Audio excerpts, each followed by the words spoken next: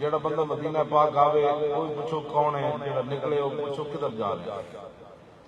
اس دوران میرے آقا و مولا نے فرمایا حضرت علی مرتضیٰ کو بلا کر، مقداد بن اسود، حضرت زبیر بن عوام، حضرت علی مرتضیٰ کو فرمایا ان شاہ سواروں کو لے جاؤ اور روضہ خاف کے اوپر ایک عورت جا رہی ہے،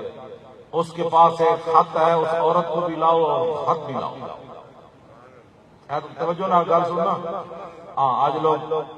قرآن کہتے ہیں حدیث ہی تو ہے، یعنی وہ حدیث سمجھتا بھی جس طرح تسی تو میں گل کر رہے ہیں حضور کے فرمان بھی لوگ نہیں سمجھتے، یہ حدیث ہی تو ہے بس ہے، اور کیبلاں تے بیٹھ کے یہی بک بک کو کر دیں حامد میر ہوئی یہ بک بک نہ کرتے ہوندے تے انہاں کدی بھی ناموس رسالت کے خلاف گل نہیں سی کرنی، انہاں دے سامنے جو حضور دے 11 فیصلے اپنے موجود ہیں تے گل کرنی سی ناموس رسالت کے خلاف۔ انہوں نے 8 لاکھ روپے تے 20 لاکھ روپے ملتا ہی اس گل دا کہ تسی کیبلاں تے بیٹھ کے حضور دے دین کے خلاف گلاں کرو۔ تسی کہو کہ 1400 سال وچ ہوئی کوئی نہیں، اسلام نے تو ترقی کوئی نہیں کی، ترقی تو انگریزاں کی ہے جڑا بلب بنایا۔ ہاں اے سارا کچھ یہی بیٹھ کر دیں، حسن نصار اور دیریے وہ سارے بیٹھ کے یہی بک بک کر دیں کیبلاں تے بیٹھ کے۔ اس لیے یہ مولا کائنات کی میں بات اس لیے سنانے لگا ہوں کہ آج حضور کی حدیثیں سامنے آئے تو جس کو منہ دھونے کا پتہ نہیں، لم یلد ولم یلد رحمان ملک 3 باری پڑھی، ولم یلد کو لم یلد نہیں ہے،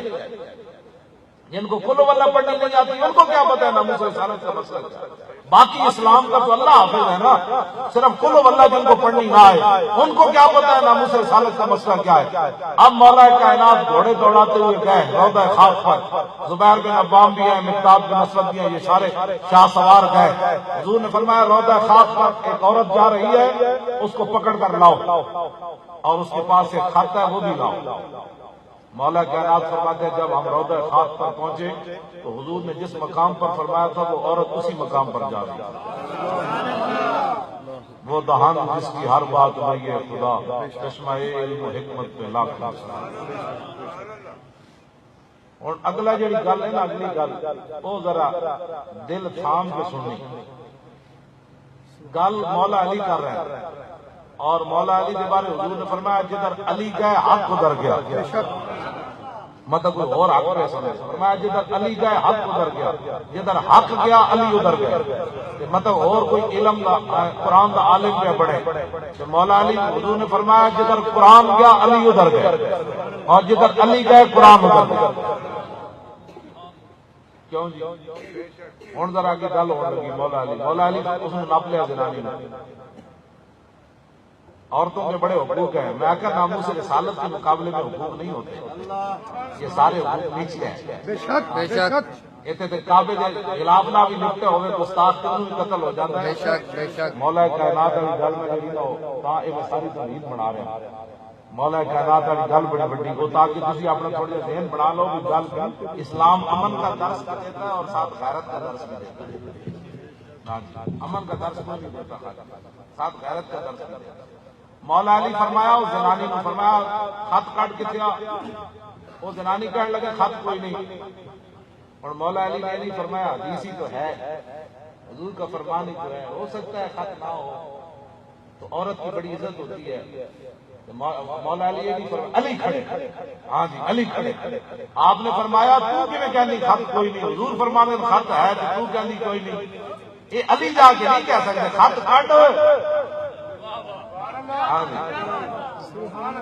یہ اسلام غیرت کرتا ہے۔ کیوں جی ایک طرف عورت کھڑی ہے تو دوسری طرف حضور کا فرمان ہے، کیا علی نے عورت کی قدر کرنی تھی یا فرمان رسول کو ماننا؟ عورتوں کا نہیں سن رہی، ہاں مولا علی گل کے کی تھی، آپ نے فرمایا خط کٹ دے ورنہ لنو جرے دنہ کے،